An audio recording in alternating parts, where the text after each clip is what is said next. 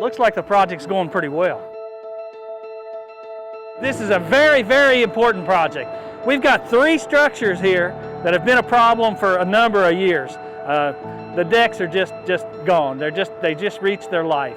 And we've got our contractor out here and our state forces out here to inspect them, to get these bridge decks back in shape so we can move through this area efficiently. We've set up probably one of the most aggressive schedules on a contract that we've had in a long time. This contract was set up for all 3 bridges to be complete and open to traffic in 100 days. It's got a brand new bed well out on this job. We're going to have these decks poured by Monday. Today being Thursday, we're 26 days in. To have this work going this quickly, it's a testament to how well we can work together with our contracting partners.